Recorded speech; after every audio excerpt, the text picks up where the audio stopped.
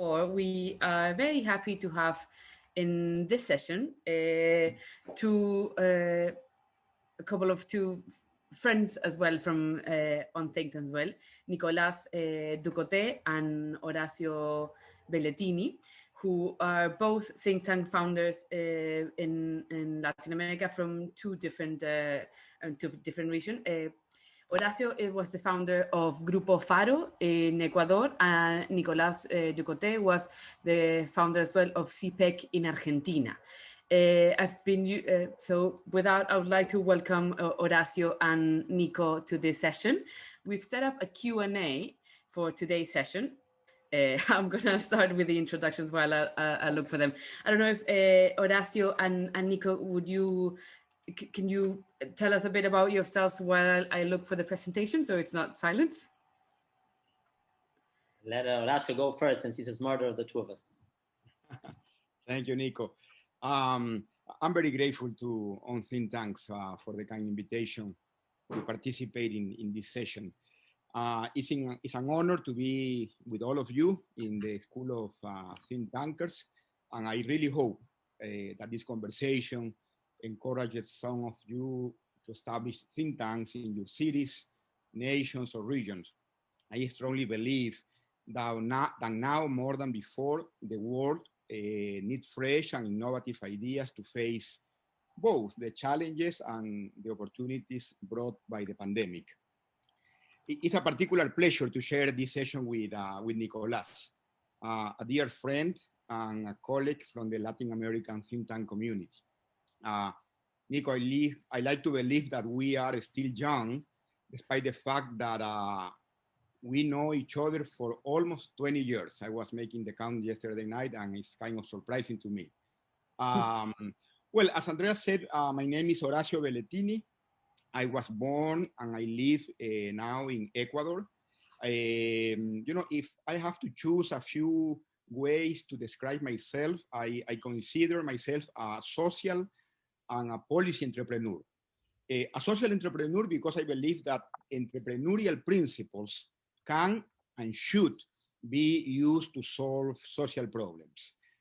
But I also consider myself a policy entrepreneur because I strongly believe that in order to improve social and economic conditions, not only requires innovative solutions for concrete problems, but also changing the whole system, and public policies are a very powerful means to bring about systemic change. Again, thanks for the invitation. I'm very happy to be here with you. Hi there, everyone. My name is Nico Ducoté. I live and work in Argentina. I studied abroad, and I specifically went to study abroad with the idea of setting up a think tank. So I went with my fellow co-founders at the time. We came back to Argentina and started CIPPEC, which is a nonprofit we set up in the year 2000. Sometime, like Oracio's mentioning, when in Latin America, some new organizations and institutions were being set up. From there, I led CIPPEC during 10 years, most as executive director, and then I moved out of the role the last 2 years to start the transition. Then I got involved in policy making and politics. I wanted to become mayor of my city, so I became mayor, and I was serving until last December 2019. And I'm now in this new next stage of work, trying to do more international work again. And just to round up, I've had some very fond experiences with Orazio and other colleagues in the region. For about 7 years, I was on the board of the Think Tank Initiative. So we have think tanks in Africa, Latin America, and Asia. And I met lots of interesting colleagues and learned a lot from them as well, which I'd like to share some of those things with you today. Thank you very much to both of you. And I'm really glad that you're both able to do it on the same time slot, because I know you're both really active at the moment with different initiatives that you're both involved in. So now I've finally found the slides, so I'll go over the structure for today. So we have a set of questions that both Nicolás and Orazio will answer, around 5 minutes each. And after this round of questions is done, we'll have an open Q&A and raise your hand to speak. If you have a pressing question based on what each of them is saying at the moment, you can do, but I would encourage you to write it down for after they finish, so we can go over the main questions, so we don't run over time that much, because I know Orazio needs to leave in 10 to 3 p.m. GMT, so we need to we want to have him for the questions as much as for the structured questions for as much as possible. So first, should we keep Nico and Orazio the same? So Orazio first and then Nicolás? Should we trade like that? I'm fine. Great. So the first question is, what were the main challenges you faced at the beginning when you were first setting up your organization? Well, let me share with you what the context was in Ecuador at that time. And you are going to hear from me that context is very important, and that something that we need to refine and to work on is our ability to read the context. Because most of the success of a think tank depends on its capacity to read the context and to be able to adapt itself and to respond to the changes in the context. And now that we are, in the middle of a pandemic that we didn't foresee coming, that's particularly true. But so, in the late 2004 and early 2005, Ecuador was experiencing a period of intense change with widespread distrust in politicians, in politics, and in public policies. Between 1996 and 2006, Ecuador had 7 presidents. So, one president every 1.5 years. Several of them were ousted by citizens' mobilizations. As a consequence, public institutions were very weak, and what we call the social contract was at risk. After working several years in the private sector, I decided to start a new phase on my professional life by establishing a think tank that would focus on promoting citizen participation, encouraging public-private collaboration to change the rule of the game, and create the conditions for public dialogue in such a fragmented society that we were living in back in 2004 and 2005. What I always had in mind is that we needed to not just to teach an individual to fish. I study agriculture as a background in the undergrad, so I was trained to change, one person or one productive unit at the time. But then, after years of experience, I said, it's important to change that at a very concrete and individual level, but it's also important, and maybe more important, to promote systemic change, to reinvent the fishing industry. And that is what public policy is about. On a more personal note, one of the first challenges that I faced was to choose a name for the think tank, because I believe that words and symbols are important and has an impact. I am from a small town in the Ecuadorian coast, and I always like the lighthouses. So when a friend of mine suggested Faro, lighthouse, as a name, I was thrilled because at that time I was living in Quito, which is almost 10,000 feet high.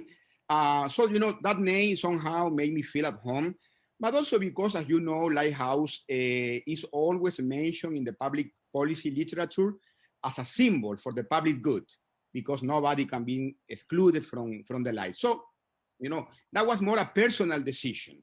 I call it, from the beginning, other people were supporting the idea. But Grupo Faro was a more an individual entrepreneurship that was inviting others to come on board. And that's something that I'm going to emphasize in other parts of the presentation. So when I started Grupo Faro, the main challenge was to make sure we had three kinds of resources: ideas, people, and financial resources. I was convinced that the creation of Grupo Faro in the context faced by Ecuador at that time was a good idea, but it was just a good idea. So we needed to find people and resources. The first one to make the decision to go on board was a classmate at the Kennedy School of Government. Nico and I studied there. But you know, a friend of mine and a classmate from the US decided that she was excited about the possibility of supporting the idea. So she decided to join the team and become the second full-time member of Grupo Faro.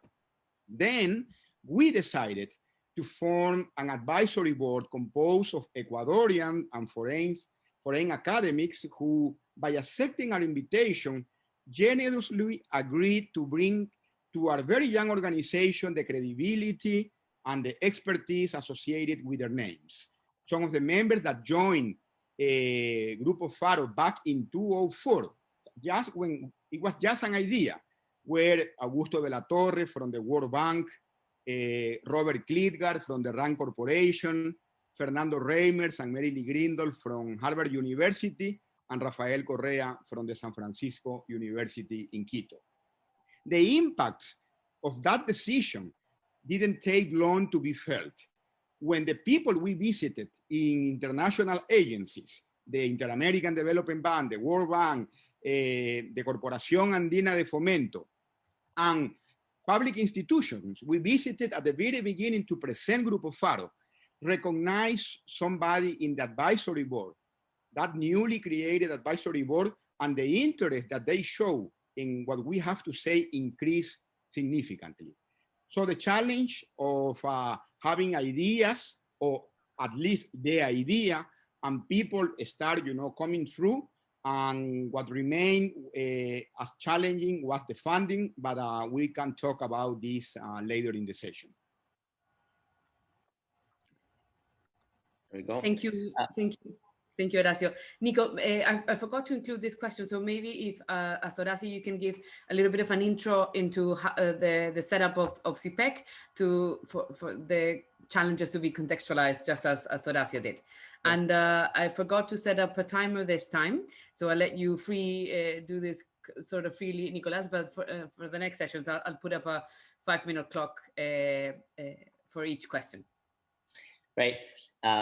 Similar to what was happening back in many countries in Latin America, 2000 was a difficult year for Argentina. We also had the challenge of going through 3 or 4 presidents in less than a year or two.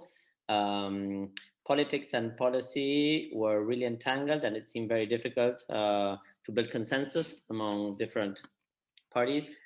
And I had gone to study abroad at the Kennedy School, and I had done it with the idea that Argentina needed to have a think tank, that the biggest and most renowned one at the time was either focused on international affairs, which is the CARI, which is a nice partner institution that we work with on several issues.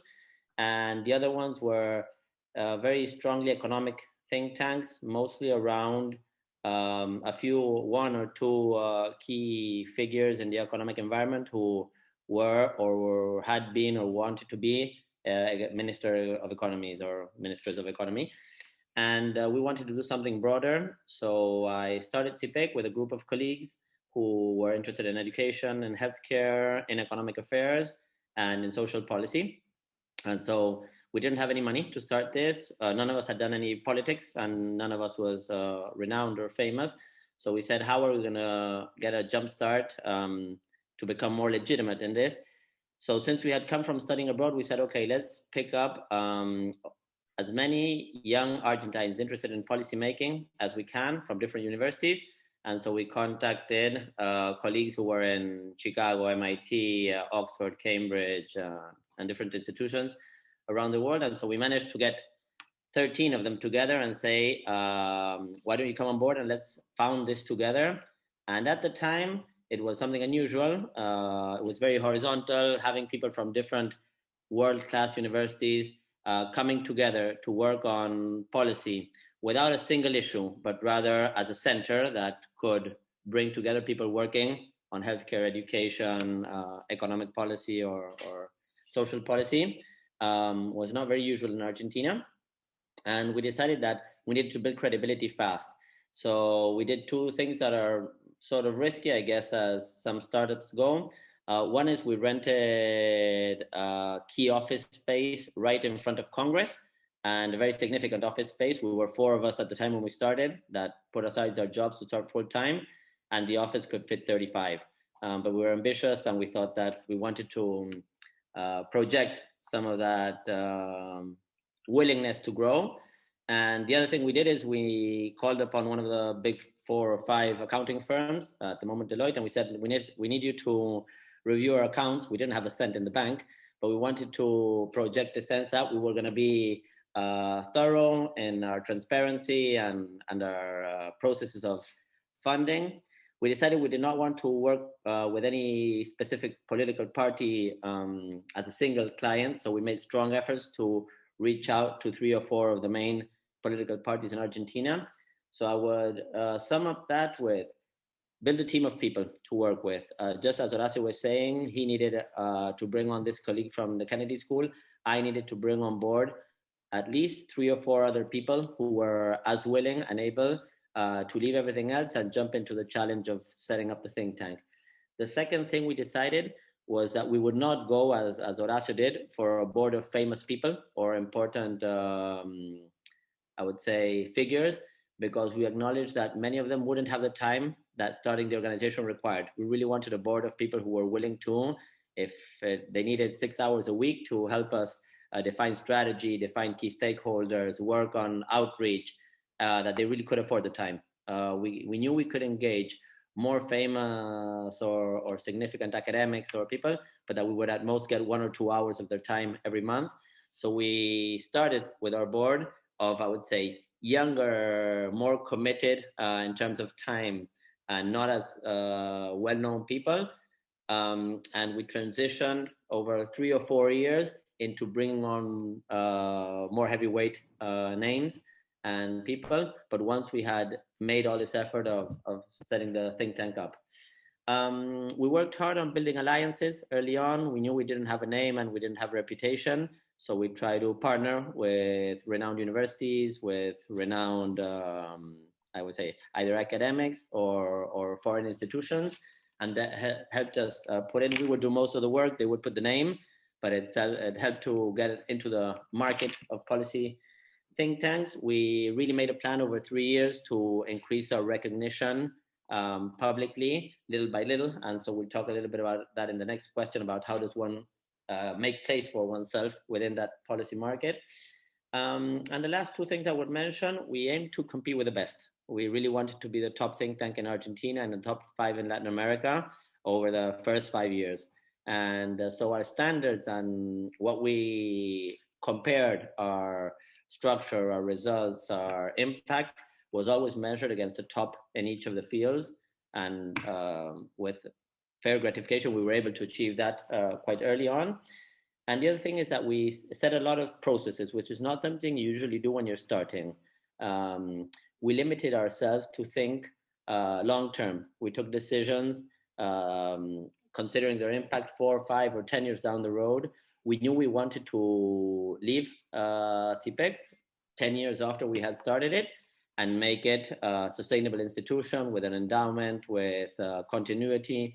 Our model at that time, we looked very much at the Brookings Institution in the US, which had 70 or 80 years old, I don't know. And no one remembered who the founders were, but the institution continued to thrive. And that's a little bit what we aimed and what we fortunately were able to achieve. And we made a strong effort into balancing out, not being too committed to any single party. So we very actively, when we had a lot of demand from one of the political parties, we would actively go and work for free for the other party or the other parties to balance that out. And that worked very well. Up to date, CIPPEC has worked over the past 20 years in more than 700 projects across the country in every state and with every one of the main 8 or 10 political parties in the country, and had some significant influences in some areas of policy. But I'll finish up with this introduction with two things that you should sort of be aware when you begin. One is to decide what things you do inside the think tank and what things you outsource. And so, for example, we had this decision between how much research do you really want your think tank to do, which is original research and competing with PhDs and universities, or how much do you want to go to those universities, partner, have them do the research and bring it in and work on the implementation phase. And we did much of that work to take good research into the policy arena. And I would say that CIPPEC's focus was much more on the implementation of policy ideas than on trying early on to develop world-class research. Then as we move forward over the past 20 years, we've managed to become a stronger player in producing research. But that was the first decision. How much do we do ourselves? How much do we do with others outside? And the second decision that I would put onto anyone taking this path is how much effort do you do in taking on a single issue, let's say a think tank on social policy or monetary policy or environmental policy, or how much do you open up 2, 3, 4, 5 branches of activity and endeavor and try to make the best out of that combination. Thank you, Boyd. I really enjoyed this introduction. And just one thing that I'd like to highlight, both of you took different approaches to setting it up and who to interact with, but both of you started strongly to build on your credibility through different avenues. But I think that's one common thread in both of you, the importance of building your credibility to be able to engage with policymakers in whatever avenues you chose to. So now we'll move on to question 2. So I'll put up a 4-minute clock, and when it ends, I'm going to do this. I think you can see me on top. So question 2, how did you manage to make a place for your organization in the policy space? Orazio, please. Yeah, thank you, Andrea. Well, in Grupo Faro's experience, and as I mentioned at the beginning, what is key to make a think tank a place in the policy space is to be relevant for the context that the society you are in is facing at a particular moment. When Grupo Faro was created in 2004, the Ecuadorian society was looking for a more solid and stable state. That is why Grupo Faro decided, and that was a very intense debate, but we decided to make our mission to strengthen the state from the perspective of an independent and non-partisan organization. So from a citizen organization to support the strengthening of the Ecuadorian state, the Ecuadorian government. So, you know, that gave us a guideline for the kind of research we did, or for the kind of structure, for the kind of strategies that we use at the very beginning. So, for example, most of our work was to organize forums with public officials from the government, from the Ecuadorian government at that time, promoting exchange between public officials from Ecuador and other Latin American countries on how to improve the capacities of the Ecuadorian state to deliver public goods in a stable way to citizens. And you know, public opinion started listening to us because our proposal and our ideas that for Ecuador to develop, it needs a more democratic and capable government was at that time maybe a national consensus. Why? Because as I mentioned, you know, we have 7 presidents in 10 years, very weak public institutions, no capacity of the state to rule economic or to organize economic, social, political interactions. But then in 2007, the context dramatically changed. A new political party won the presidency of the country with a promise of, in their words, recovering the role of the state and making the government strong. So after a very participatory process, Grupo Faro changed its mission. It was not to strengthen the state anymore, but to increase the capacity of other sectors in society, universities, civil society organizations, private sectors to actively participate in the public sphere. We moved from a top-down to a bottom-up strategy to influence public policy, engaging actors without formal authority to influence policies from the bottom. Grupo Faro had to change his strategies and even its organizational structure to play this new role, promoting public deliberation, working with citizens, mostly at the local levels, doing other kind of research, more participatory research, and engaging several actors to accompany and oversight the state, the government, in the delivery of public goods. And that shift made the organization relevant for the new context. I stop here, Andrea, for now. So I'll take a different approach, which is maybe more practical in the way we face this, but we got into a market where there were already players.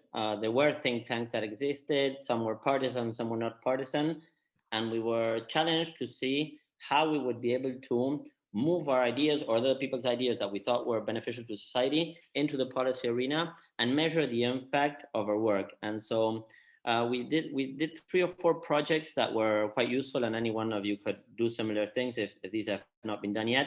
But the first is we set up the first congressional directory. So this allowed us to interview every single congresswoman and congressman and know what areas they were working on and to understand what was the legislative environment around policymaking. So at least they got a call from us. So we went physically to interview them. So they got what is CIPPEC? And so we got to tell them about it. That implied almost a whole year of work. But when we finished the congressional directory, it was the first who's who of our legislators. And what do they work on, and what are their staff members and their team people. And so that was very useful for journalists, for example, who needed to call someone on education policy. And so they would look at what legislators are working on this, or where did they come, or what their biographies were. So that was the first project that got us very much into the legislative arena. And we continued doing every 2 years when Congress would change the congressional directory, and it became sort of the first source of consultation for people involved in legislative policy. The second thing we started doing early on was the report on the national budget. So no such thing existed in Argentina. This allowed us to interview every single big person in economic policy and in the different areas of government about how they were setting up their budget, what they were thinking, and then go over to the opposition and ask what their opinions were and set up this, I would say, paper, easy and 30, 40 pages explaining the national budget. But that would also give us work to be able to do on specific areas. So if we wanted to look at infancy and child, well, we would look at in health and education and gender issues, what different parts of the national budget would aim at youth. And so it allowed us to produce on investment in works on investment in youth for the year 2004. And we little by little became a source of information, again, for journalists and policymakers. If they had a question on the budget, they would call us and say, what has been spending on defense over the past 5 years, and how does it compare to the spending on healthcare and housing? And so we would do much of this work, but we immediately became known in the legislative and in the executive branch for digging deeper into things that no one had sort of organized, systematized, and put out into the public. And every time we came out, either with a congressional directory or with a report on the budget, it would be in headline news, or there would be something interesting, because we would try to explain, for example, how many legislators had worked on XYZ project, or who had voted in favor of what issues and who against. And so that was a second project that extended our relationships very much in the policy world. The third thing we would do was to look at who were the journalists that were writing on the issues that we were caring to work on. So we would review every single news piece and see who was writing it, who were quoted in those pieces, who were the experts that were sort of called upon to make their opinions known about, let's say, increasing investment in high school education or whatever. And so once we had figured who the public map of experts and journalists on this issue were, we would reach out to each of them and we would say, listen, we're in this field, we're working, we've read this comment of yours and we think X, Y, Z. We would, especially if they were journalists, we would bring them different point of views to those that they had reflected in their articles so that they would understand that there were more balanced views that they could also be working on. And our first efforts, I would say, were sort of edging our way into having someone listen to what we had to say. Little by little, over the first year or year and a half, we became more of a regular source for journalists and academics. And sometimes we were willing to work for free because we would expect recognition, at least for our work, on issues that journalists were writing about. So they said, oh, someone's presented a piece of legislation to provide universal minimum wage, how would you call it? Economic support for families in need. And so as they're doing that, we would provide all of the comparisons of how this worked in other countries. And so that was a third way of working. And lastly, we try to balance out how we would work on current public debate issues and how we would work on longer term issues that we do every year or we've done for the past 20 years. Very much, Nico. I know I've been rushing you. There's so much that you both can dive into. I'm finding it very interesting to have this back and forth because I can see the different strategies and how they each play on your different both the context and the mission of your organization and the different strategies that you took towards establishing and how that relates to the actual vision of the organization relating to what we did with Lisa yesterday. I'll ask one more question for both of you, and then I think I'll open up for the group because maybe they will have the same questions that we're planning to ask you both. So the next question is, which were your first sources of funding and how did you acquire them? There you go, Orazio. Great.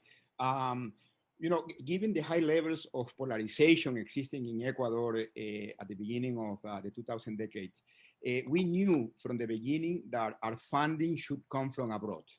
Because, you know, if we would have received money from, for example, an Ecuadorian private company or a business person from the country, it could have created resistance from other groups that were in different political, ideological, or economic size. That's why at the beginning, almost 100% of Grupo Faro's funding came from international donors. So, you know, we made a great deal of efforts, you know, to visit in the US and in Europe, almost all multilateral and bilateral international organization that was interested in Ecuador, you know, presenting our vision, showing the importance of having international support given the high levels of polarization and fragmentation. And we were very successful. And that was good because different actors perceive Grupo Faro as truly independent, actors in the policy, in the Ecuadorian policy ecosystem, because, you know, our budget wasn't tied to any relevant political or economic Ecuadorian actor. In addition, we enacted some internal policies, such as the one that says that non-donor can contribute with more than 30% of the total organizational budget. And we were radical in transparency. You know, we publish all the information we have in our webpage, including salaries, our source of funding, just because the government that I was describing before, that started in 2007, they have that particular view of society. And they say, you know, the state should be the only one who provides public goods and distrust other kind of sectors or organizations and think tanks among them. And they attack civil society organizations for the sources of their funding, saying that they were tools of the empire and that kind of stuff. So we were very, instead of closing our doors, we open up in order to prevent any attack because of the source of our funding. But then, since Ecuador and almost most of Latin American countries became a middle income country and resources coming from international cooperation declined in the last years, we moved to a different strategy. That was 2010, 2011. So almost 5-6 years after creation. So our challenge was, and for Grupo Faro still is, to inspire individuals and private companies in Ecuador to contribute with Grupo Faro. And the organization, you know, is going to achieve this goal to the extent that we have the ability to convince them that our organization is important for Ecuador's and for Latin American development, for economic growth, and that by supporting us, they can be part of that chain. They can, you know, they can work in a more stable, in a more democratic, in a more inclusive, in a more dynamic and innovative societies. You know, in order to start that new phase in which we emphasize funding coming from Ecuador, we organize meetings between business people from Ecuador and Latin America in order to, you know, open that conversation in Ecuadorian private sector guys that supporting think tanks is a good business. You know, and make some insection of the idea that public good ideas are crucial for the private sector to grow. In addition, and I'm going to finish with this, we started working with the Ecuadorian diaspora, living mainly in the US, but also in Europe. You know, we have 10% of our population living abroad. You know, they have a very different view of Ecuador and what the country needs to develop. So we established Grupo Faro as a 501c3 in the US. We make alliance with organizations there. And that, you know, remains as a challenge, but I believe is the way to go, because even though having most of the budget coming from abroad was good at that time for the perception of independence, it is not sustainable. And it doesn't show how much Ecuadorians value the work of an organization like Grupo Faro. So that Grupo Faro is now in that new phase with a lot of challenges, but also with a lot of opportunities. So we did some of the things that Orazio was mentioning, but we started, as I would suggest that many of you start if you're considering or giving your first steps in this. First thing was obviously starting with friends and family. And it's not a matter of the amount of money you will get, it's training yourself in asking. And asking is not something many of us are comfortable with, especially asking for money, even if we have a noble cause, even if we're convinced about the worthiness of our project. So statistics in fundraising usually prove that out of every 10 requests you do, you'll only get 2 or 3, which means that if you want to get 20 or 30, you need to be seeing 100 people. And it's quite a challenge to get up and, you know, go to your next meeting once you've had a no and a second no and a third no and a fourth no. And one of the ways to think that is just through odds and statistics is, you know, when I get to number 7 or number 8, I'll get my yes. And it usually works out. And I've been able to raise over $40 million in the past 15 or 17 years, working by extending massive fundraising attempts where we managed to get, CIPPEC had over 1,000 donors. And much of the efforts that we made were aimed at we start asking small because we want people to say yes. So we make it very easy for them to get engaged, and we never expect the first donation to be the most significant donation. If I were to ask any of you for 5 cents now, it's probably you could all contribute 5 cents. If I ask you for $5,000, probably very few of you could or would contribute that. So how do you get into the relationship with a donor where you invite them to be a part of this project, you make it easy for them, and as you start walking with them and caring in the relationship and nourishing the relationship and understanding their interest, you get them more and more involved. So we did a very large base of donors. This means that if you want a large base, you don't ask for a very huge amount of money. Very early on, I would say in the first year, we put the same limit Orazio did. We said no one can supply more than 30% of their budget. At the same time that we did those efforts in Argentina, which required 30% of my time as executive director. And as soon as our 7th or 8th contract in the organization was already a full-time person in fundraising, and CIPPEC's team today probably has 4 or 5 full-time staff working on a couple of $1 million budget. And we never relinquished on having a very significant and diverse base of donors in country. But within the first 15 or 18 months of our work, we did just as Orazio did. We went to see Argentines abroad. We went to visit all the big international institutions, the Ford Foundation, the Rockefeller Foundation, Tinker, and others that were working in policy-related issues in Latin America and the rest of the world. And we were able to, similar to him, set up an organization in the US, a 501c3. When we figured we were doing that very well, it didn't make sense for other organizations in Argentina to make the same effort. So we used our own organization to help human rights organizations and other nonprofits to learn from that work and share it and partake in it. And we balanced out somewhere where half of our budget would come from international organizations and the other half would come from local funding. So I would say invest in fundraising. You have to put time and energy into it. Otherwise, you don't get money. Even if you don't feel comfortable with it, find someone who does and is willing to do that work. Persevere. Many organizations did not give us funding the first year, the second year, and then suddenly the third year they did give us funding. And when you ask them, why did you give us funding now and not before?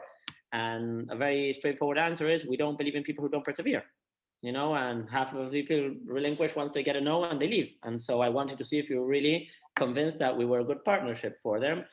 And to finish up, we always considered that part of our budget had to be invested in developing fundraising. So for example, our first year of looking for funding abroad, we set aside $20,000 of our, let's say we had $100,000 in our budget. We set out $20,000 to invest in the trips, the travel, the visits, knowing that it would take maybe a year until that became money coming back. And to our surprise, and I'm sure it'll happen to many of us, before the first 12 months were over, we had already made like $60,000 out of our international visits and requirements. So I really want to sort of promote and push you to really consider the funding perspective, the sustainable funding perspective of any effort in think tanks. And it's worth saying now that as I told Andrea and Orazio, we agreed on is, I know we won't be able to cover in 5 minutes a bunch of questions and issues you have, or even in a session of an hour and a half, but very willing to gladly help and support after the course or in the Slack time or whatever, with more precise questions and issues you might bring.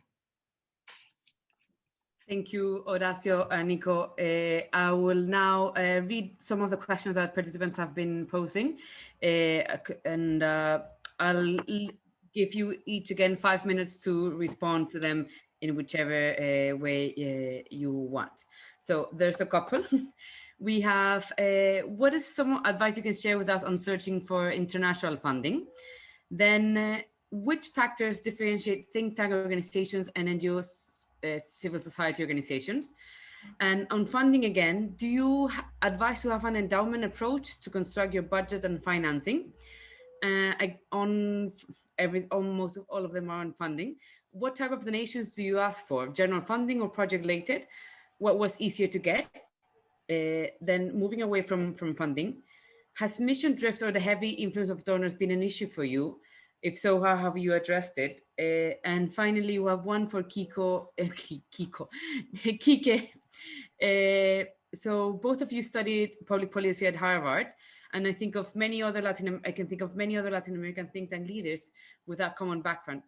Without this being an endorsement for Harvard, is there anything you learned there that explains your decision to set up a think tank or your think tanking approach? So we'll deal with these questions first. Let's do Orazio first. Oh, this time, Nico go Okay. first. Okay. So I don't know, I took note of most of them, but I would say the difference between think tanks and NGOs, I would say that think tanks, as Orazio mentioned for Faro, are really focused on influencing state policy, and many NGOs not. They can work directly to improve public debate, they can work directly to provide services, but think tanks do seem to have to bridge the gap between knowledge production and implementation of changes in how the state delivers goods and services. I can't say that definition is bulletproof, but it fairly distinguishes the kinds of work from one and the other. General funding versus project funding. A typical temptation is to get as much funding as you can, and that's usually project related. General funding is harder to get. We would set our limits ourselves. We put it, I think early on it was 70-30, and then it became 60-40 of how much project money we would get, because that takes you into mission drift. It's when a donor says, oh, wow, I got this project and I can get you an extra funding if you also do this. And suddenly you say, why, we're a think tank, why are we doing service provision of, cash transfers or other stuff? So I would say try to set processes and limits that force you to look for the harder kind of money, but that is more useful to build up an institution.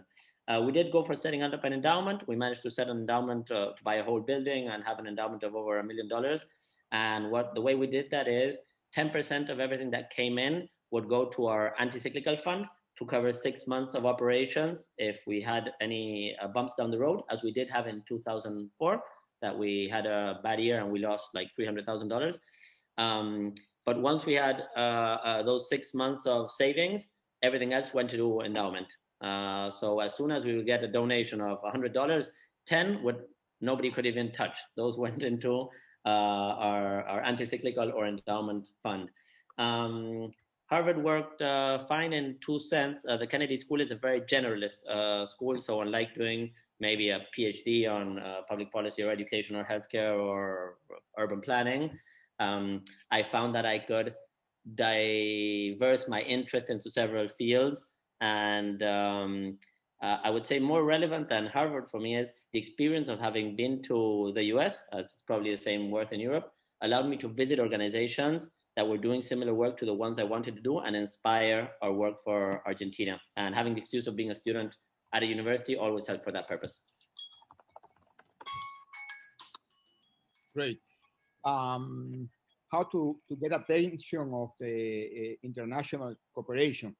Again, it's a matter of being able to read the context. There are some issues that are more important, more relevant, more pressing for international cooperation. And as long as you are able, or the think tank is able to, to understand those priorities and to identify your strengths to respond to some of those priorities, you are gonna put in a better position to get international funding. For example, in the last years, international donors, at least in Latin America, have moved from local and national interventions to a more regional ones. So that's why in Grupo Faro, in the last 5 years, I will say,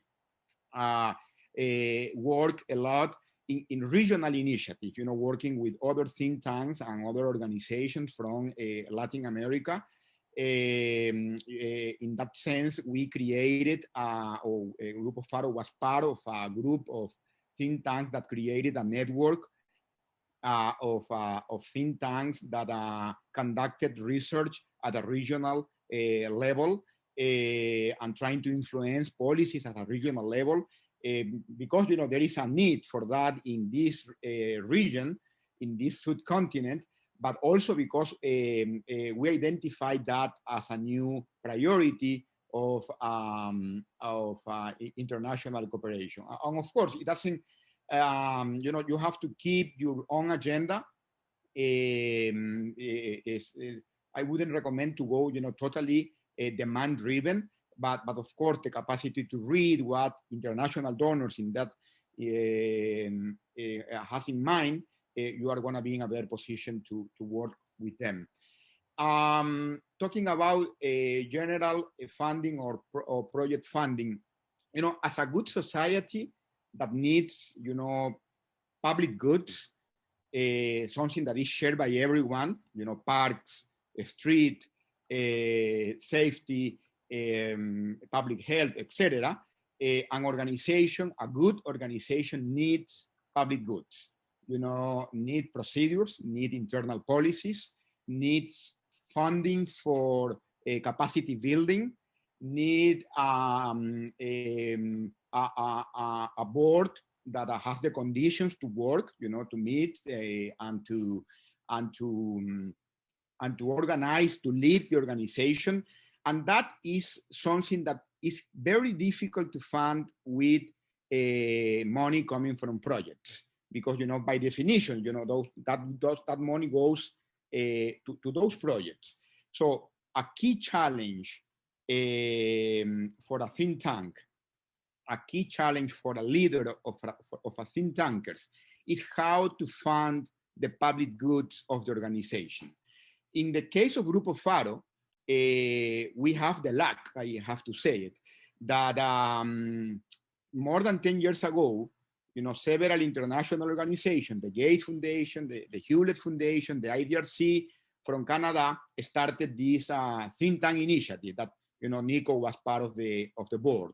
And that was a great initiative because, they chose countries in developing regions, and they selected a few think tanks in those countries, and they provide core funding, in order to fund the public goods of those organizations, to have a research agenda that doesn't depend just on the donors, to have, in the case of Grupo Faro, to have a person that was devoted to monitoring and evaluation. Those were public goods that we didn't have before, and it made a whole difference. So I would say that one is a very important challenge, and the way to do it, the way to channel resources to fund those organizational public goods change from the context and the kind of organization, but it's something that I would encourage you to take, to have always in mind. Thank you both. I like this quick round of questions as well. If anyone has another question to ask, please write it on the chat. I'll read the two questions that came before. So at the beginning, how much of your time was dedicated to the think tank?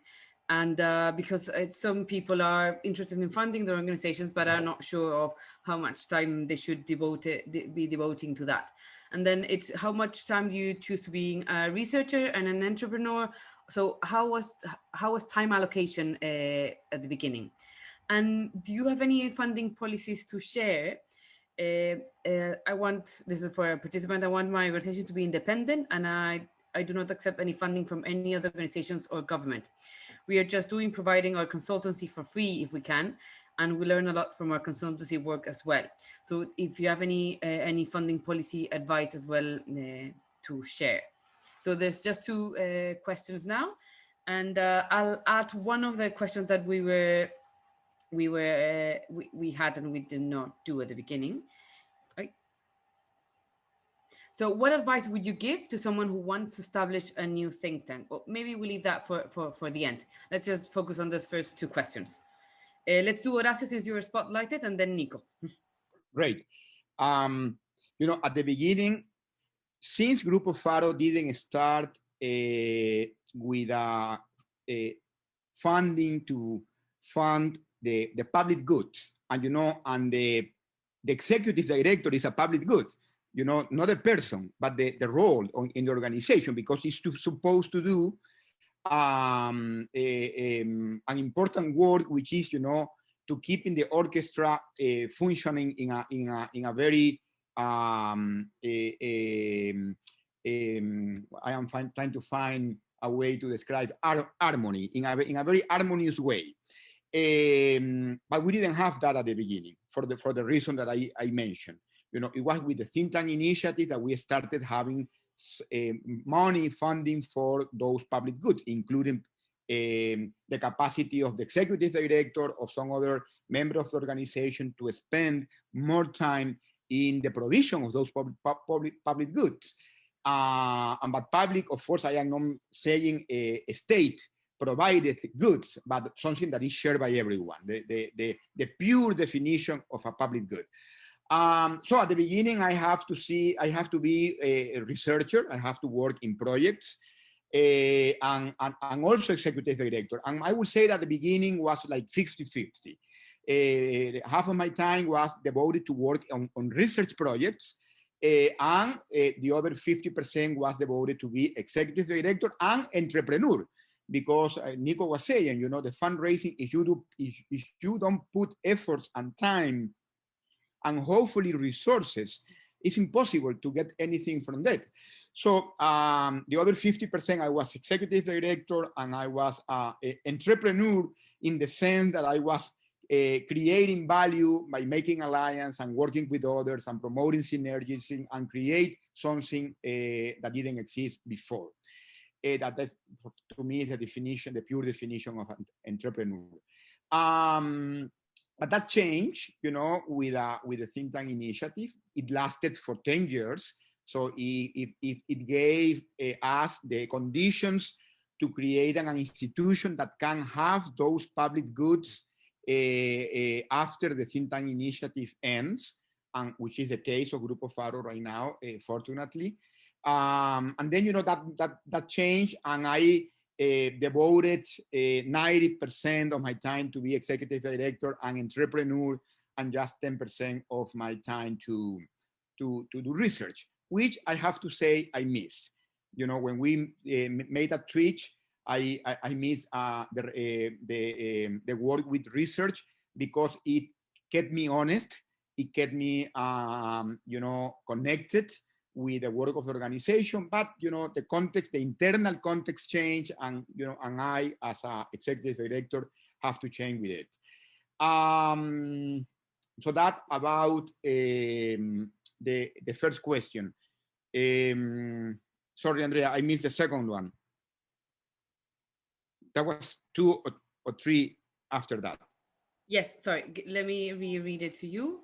Yeah. Do you have a funding policy that you can share? Yes. That's a very important one. We already mentioned 2. The maximum of 30% for any donors to contribute to the organizational budget is very important, because if you have 40% or 50 or 60%, especially in polarized countries, in fragmented countries, some sectors, political or economic sector, are going to say this organization responds to that donor, no matter if it's an international donor or a domestic one. So to have a ceiling for donation. The second one is transparency. I would recommend radical transparency. Transparency is not free of risk. Transparency has political implications. Transparency has cost, but the benefits are much higher. So I would recommend radical transparency. And the third one will be, of course, to discriminate, to have the capacity to discriminate who can be or what kind of organizations or individuals can be donors of your organization. We didn't accept money from governments. We didn't accept money from oil companies, which in Ecuador is huge, or mining companies. And we were very careful to describe and to get an agreement of what kind of organization and individuals are aligned with our mission and our principles. I will end up here, Andrea. Thank you. Okay, I'll take on from there. I would say to Paulo, let me risk this. I would much rather you invest more time as an entrepreneur than as a researcher.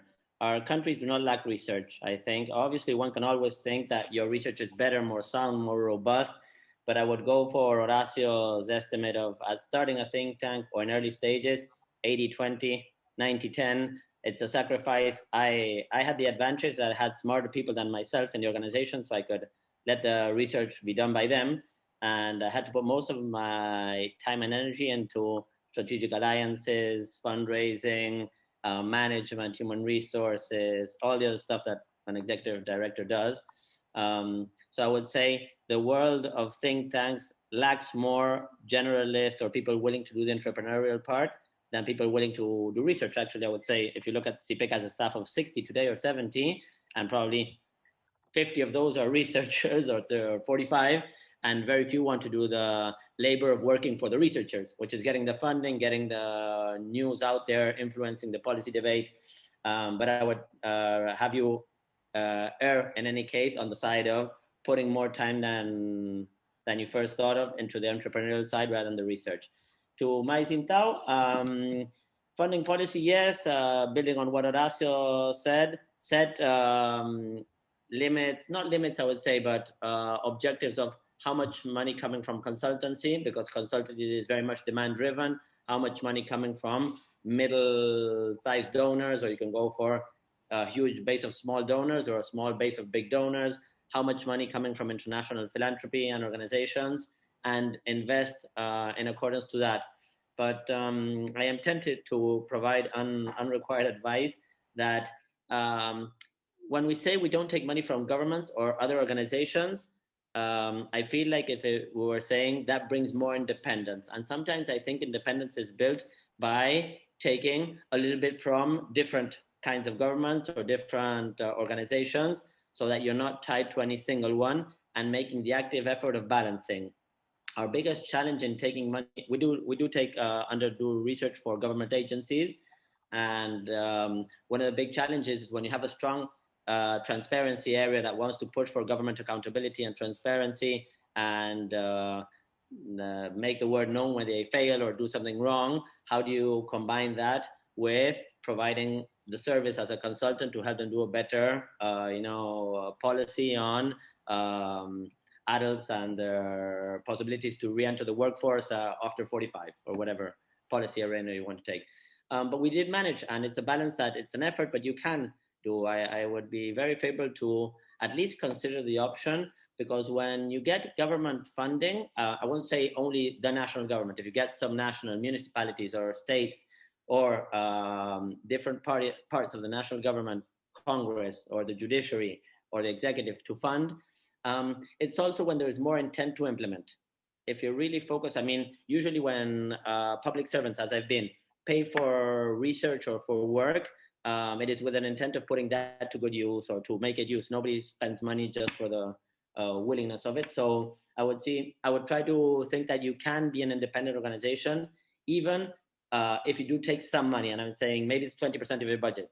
And when you have to say no, you say no. Listen, I'm not willing to do this because it will either mission drift or it will complicate my independence. But I wouldn't be strict on saying no, never take money from other organizations, be it unions with whom we've worked wonderfully well on education policy, or being at the private sector. There's a few questions here that also come into mind. I'll just say alliances. Working with others takes time. Building relationships with other NGOs, other think tanks, partners that are more grassroots or universities requires effort, coordination, and it's costly. But I would definitely think that it is usually worth the cost. It is very difficult to achieve significant change in the policies in our countries if we do not work together with others. Sometimes we get exhausted and we need someone else to take over and carry the torch further. Sometimes we need people with skills that we don't have to bring on board, or the legitimacy they have with certain policy actors. And lastly, in this round of intervention, in terms of failures, we definitely have had much more failures than successes. Again, if I had to look for a ratio, we failed 7 or 8 times out of every 10 policy initiatives. But we've learned a lot from those failures. We are truly satisfied by the 2 or 3 times we managed to make history by, introducing generic medicine, or having nominal votes in Congress, being for the first time, Congresswomen or men having to declare what their vote will be, or forcing the judicial branch to have to open up certain pieces of information they would not open up. So we really were successful in some things, but in quantity, we failed many more times than we were successful. But you just have to take the odds and say, I know I will fail 3 or 4 or 5 times, And what I do need to know is learn the lessons of why I failed and do things better the next time and persevere. And know that it's a worthwhile goal that you're working on, even if you don't achieve your desired outcome in the short term. Great. Thank you both for this. This is very interesting. And Orazio has to leave in around 5 minutes, so I'll pose the last question. But before and let him answer first. But before he leaves, I wanted to do a quick round of thank you before, so we don't cut one presentation in the middle. So before we go, thank you, Orazio, for being with us.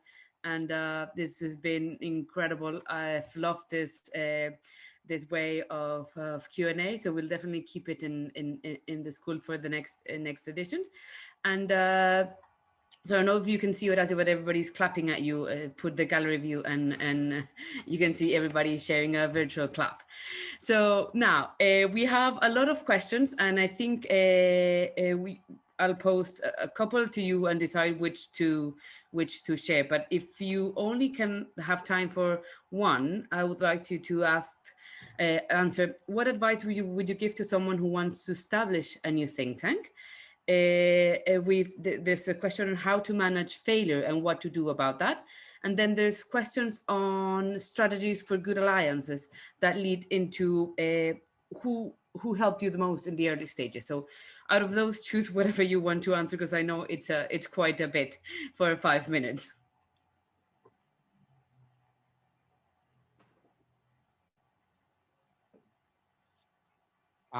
Well, very, very, very interesting and relevant questions.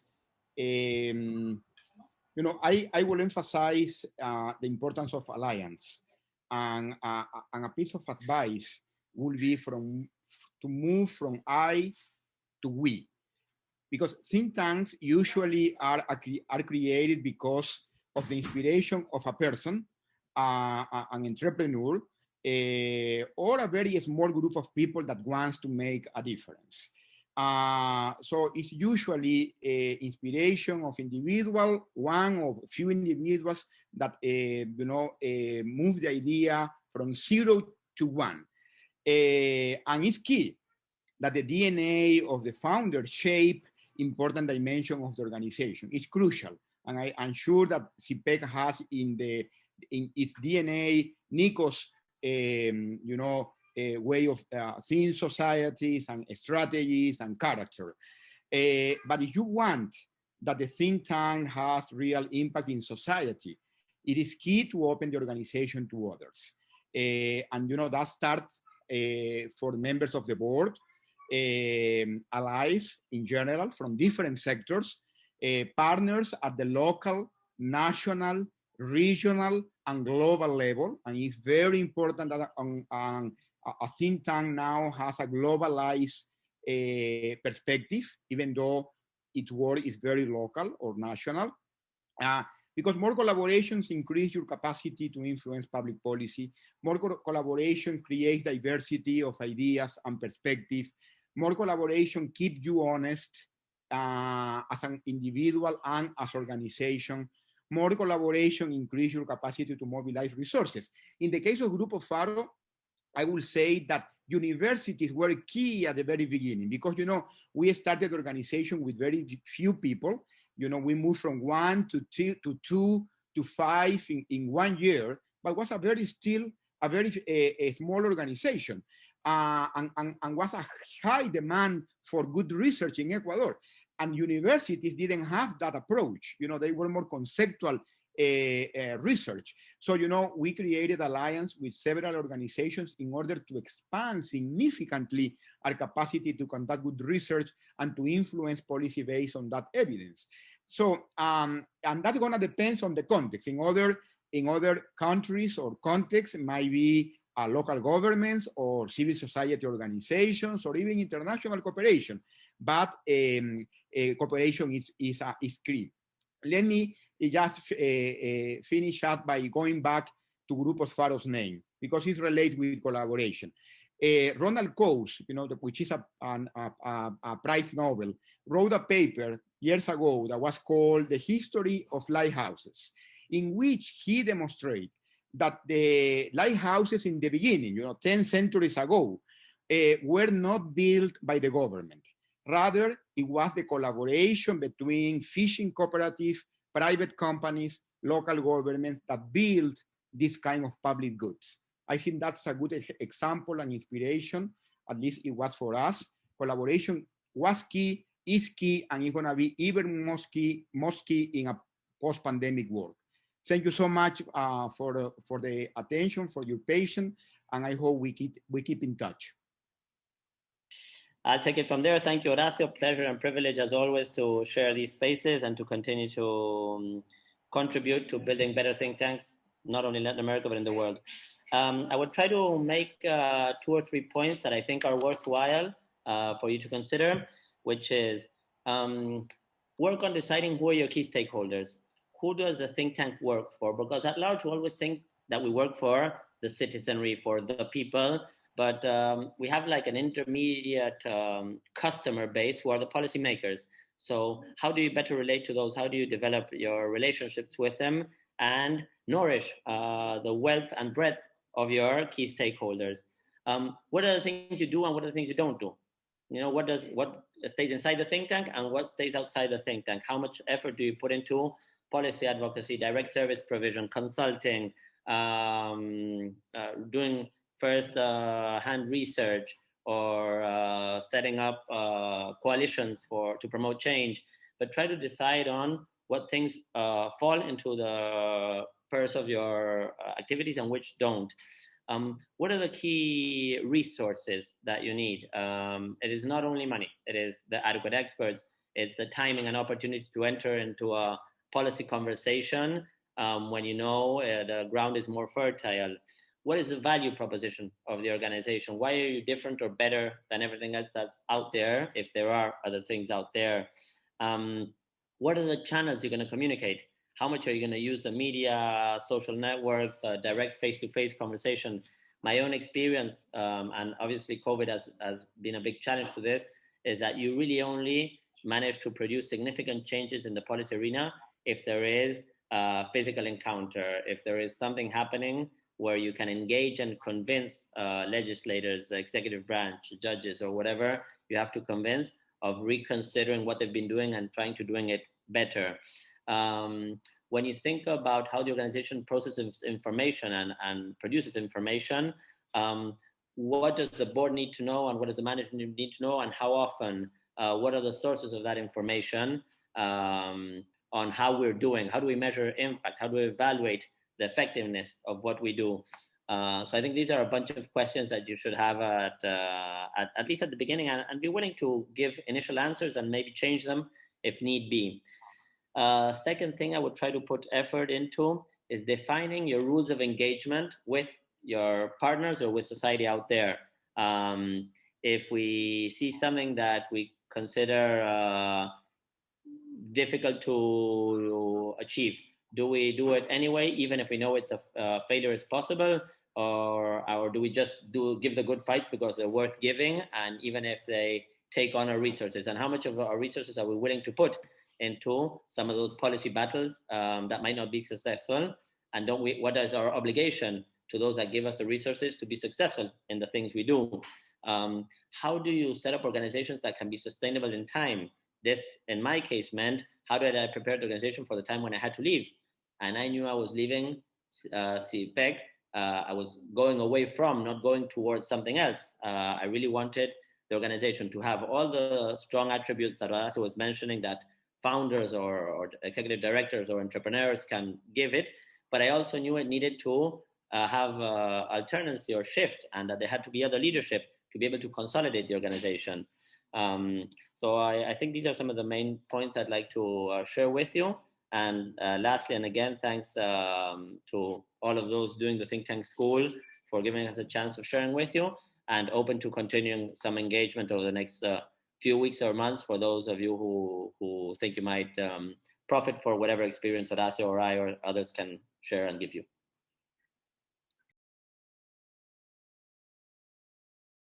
Sorry, I was muted.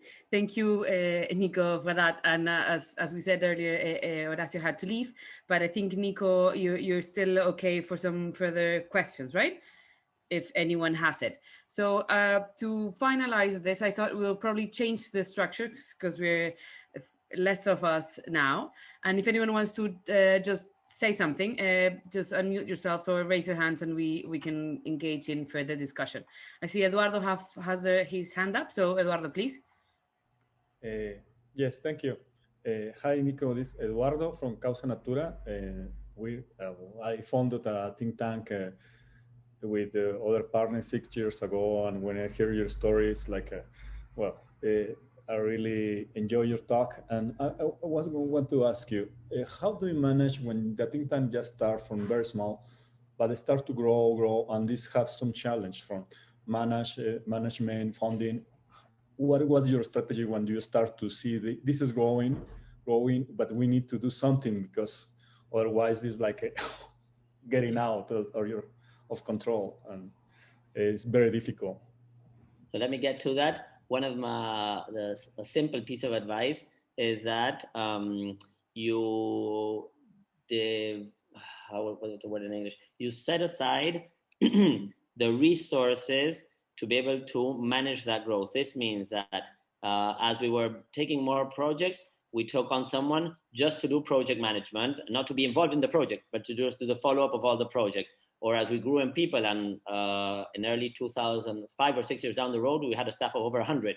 We definitely needed people in human resources to manage hiring and firing if need be, and measure performance.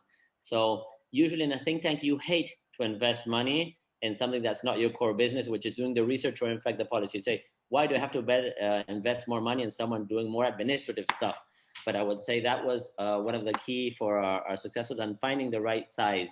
Once we went overboard and we had a staff of over 100, we said, this is too much. We're putting too much energy into sustaining. Let's go down to 70, 60 full-time staff, and let's work with the third parties on some of our, and we said, okay, we're going to stay at this level. Same thing with budget. We said, ridiculously, 1 year we had more funding than we needed or wanted. And we said, this goes into endowment. We don't spend it. We had been very successful in getting general purpose funding that particular area. And the temptation is, look at all the impact I can have if I use that instead of spending money and buying a building, or, changing all the computer systems, or getting better access to whatever information. And it's really like separate that 10 or 20% of your energy, and I'm not saying of your money, of your time, into the impact of the growth. Don't run behind the growth just to produce the projects or the goods and services you can produce, but also think of how you set up an infrastructure that can support that weight of the bigger, and do it like a staircase, step by step. So if we're more than 20 people in the organization, then we need one more extra administrative staff, and we'll hold that until we're 30. And once we're 30, we'll put 2 more people into doing that. And it's like a pari passos, you give one step and then you give the next on the support and administrative and fundraising start. Thanks, Eduardo. Thanks, Nico. Any other questions? Yeah, Paulo. Hello, everybody. Hi, Nico. It was very interesting, your presentation. I would like you to develop one point which I think is crucial. You said we have to decide what do you do and what you do not do. The problem with my think tank, it's called Institute of Public Policy. We are all professors in the university, and there are several areas, and this it's difficult sometimes to pass the message. What are the areas, and you have to choose. So this is a very difficult issue. So if you could a bit develop on this topic and the topic of the key stakeholders as well. So one of the challenges, if I were coming into your think tank, if most of you are researchers and passionate about certain fields of policy, you definitely need to bring on board someone who is not like that, to have this diversity. Bring a manager or someone who's passionate about influencing policy, but cares the same if it's education or environment or economics, and is more someone who wants to work into getting all the great work your peers do and pushing it into the policy arena. Someone who is more inclined, or in your own time, setting time aside to work on relationships, and working on relationships with the stakeholders, be it international philanthropic organizations or legislators or other partner organizations takes time, and it takes time away from producing. I'd rather have I'd sacrifice out of 10 ideas 3 or 4, and I put that time into building the channels to have the remaining 5 or 6 ideas really reach the purpose of the organization. So if I measure results over the past 20 years, and this goes back to your question about failures, I don't think CIPPEC has been very successful in changing the course of development of Argentina. If I look at 20 years, our country is as poor as it was 20 years ago. We had a huge shift in policy that we were able to produce, and then maybe 5 years down the road or 10 years down the road, another government comes with a very different position and pushes back. But what we definitely did positively, and I think it's probably something that you should all aspire to in working with think tanks, is we got more people involved in public affairs, especially with an idea of bringing knowledge into the policy debate, into trying to informing better choices by public servants, into building those relationships with stakeholders so that never the state would take decisions without considering what you have to say. And that's much more of a relationship exercise than a quality of research exercise. You need both, but usually professors and academics fail to work on the relationship building and on the timeliness. I can give you just a short example. So there was a huge window of opportunity to reform the electoral system, and the legislators and the executive branch said, there's 9 months for this. And so we hired the best researchers in the country. And what was their typical response? 9 months? To shift the whole electoral system, I need to run studies, I can have it ready in 13 months. Well, in 13 months, there is no discussion. The window is closed, it's done. And so we did have to sacrifice depth for impact, but you need someone pulling in that direction as well, pulling in the direction of marketing your ideas, of pushing them into the field and convincing policymakers of what you need to do. Thanks, Nico. Sorry. Thank you very much, Nico. We've reached the end of the session. It's 10 a.m. And I wanted to give a round of applause to Nico now. And thank you for an incredible session as well. I think everybody has enjoyed this. We've learned a lot. And as Nico was saying, he's happy to follow up with anyone. He also says it's okay to share his email. So if you want that, please get in touch and we'll share with you. He's also in the Slack channel. So if you have any more questions, which I think you do because of the faces and all the questions that we were left unanswered, we can continue the conversation via Slack. And thank you again for a great day today. Thank you again, Nico, and it's been great having you as part of this. Thank you, everyone.